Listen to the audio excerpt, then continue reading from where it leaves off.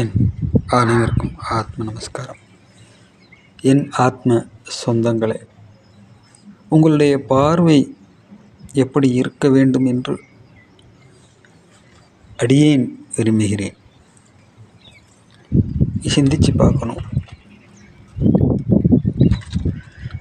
என்னுடைய குழுவில் நான் ஏற்கனவே பதிவிட்ட ஒரு செய்தியை திரும்பவும் சொல்ல கடமைப்பட்டிருக்கேன். அதாவது தேவகோட்டையில் சாமியே கும்பிடாத ஒரு செட்டியார், அவருடைய வீட்டுக்கு நான் வேலை விஷயமாக போயிருந்தேன். அவர் வீடு ஒரு பாத்திர பண்டம் கூட இல்லாமல் ரொம்ப சுத்தமாக இருந்ததுன்னு சொல்லலாம். அதுக்கு காரணம் அவர் சொன்னார், தேவையில்லாத பொருட்களை ஏன் வச்சுருக்கணும்னு கேட்டார்.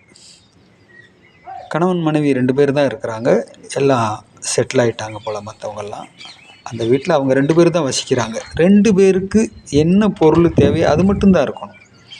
அதுக்கு மேலே உள்ள பொருளெல்லாம் எதுக்கு? தேவையில்லாமல் ஆசைக்காகவா அதெல்லாம் நம்ம சுமந்துக்கிட்டு தெரியணும்னு சொல்லிட்டு அங்கே வரக்கூடிய ஏழை பாலைகள், சீப்பர்கள் யார் வந்தாலும் தேவையில்லாத பொருட்களை கொடுத்து அனுப்பிச்சிடுறாரு. அப்படி அவர் வீடு சுத்தமாக இருந்தது. ஆனால் அவர் வீட்டில் சில பிரச்சனைகள் இருந்தது. அவர் கடவுள் நம்பிக்கை இல்லாதவர், தீக்காக்காரர். சில பிரச்சனைகளை நான் அங்கே கவனித்து பார்த்துட்டு, ஐயா உங்கள் வீட்டில் பிரச்சனை இருக்குது அப்படின்னு சொன்னேன்.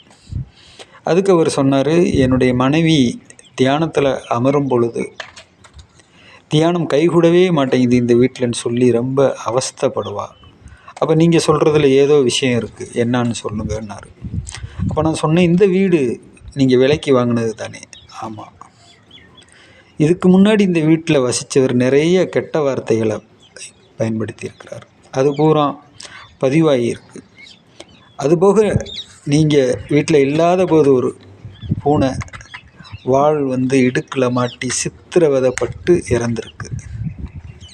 இத்தனையும் இந்த வீட்டுக்கு எகன்ஷா எதிர்மறை சக்தியாக இருந்து கொஞ்சம் பிரச்சனையை உண்டாக்குது. இந்த வீட்டில் நீங்கள் இருந்துக்கிட்டு யாருக்கு எந்த தகவல் சொன்னாலும் திரும்ப சொல்லுங்கன்னு கேட்பாங்க. 3 முறை கேட்பாங்க, ஏன்னா மெமரி ஆகாது. இப்படிப்பட்ட பிரச்சனைகள்லாம் இருக்குது அப்படின்னு. அப்போ அதுக்கு என்ன செய்யலாம் அப்படின்னு கேட்டார்.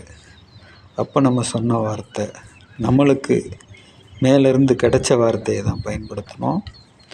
உயிர்களின் தலைவன் சிவானந்த பரமசருடைய ஃபோட்டோவை இந்த வீட்டில் மாட்டுங்க, இந்த பிரச்சனை சால்வ் ஆயிரும் சொன்னோம்.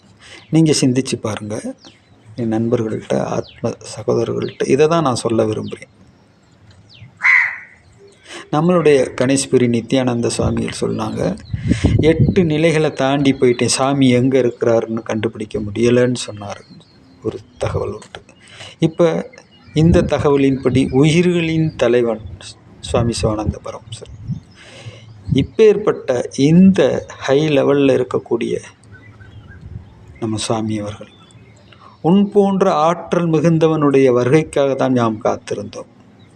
இங்கே பாரு, என்னுடைய இந்த ஆசிரமத்தில் எங்காவது ஒரு உணவுப் பொருள் கீழே சிந்தி கிடந்து அதை எறும்புகள் மொய்க்கின்ற ஒரு காட்சியை உன்னால் காண முடியுமா என்று தன்னுடைய ஆசிரமத்தின் பெருமிதத்தை என்னோடு பகிர்ந்து கொண்ட தகவலையும் நான் உங்களோடு பகிர்ந்திருக்கிறேன்.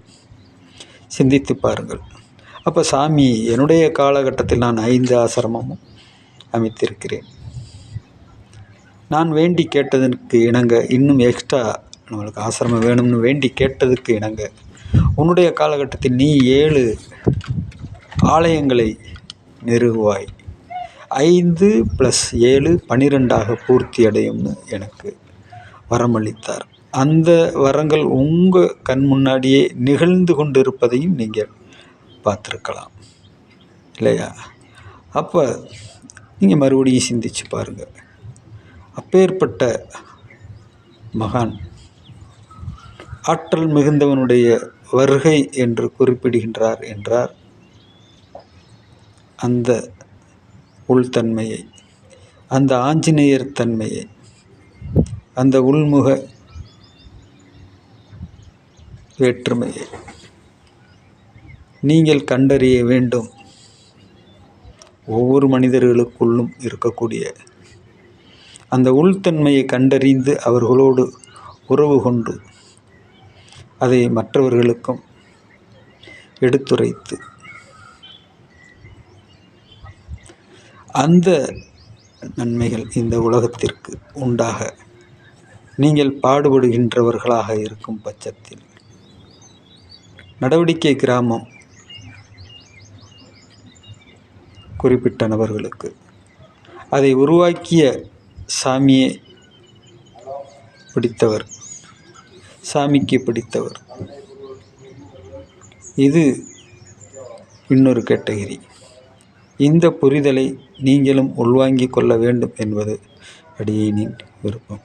ஆத்ம நமஸ்காரம்.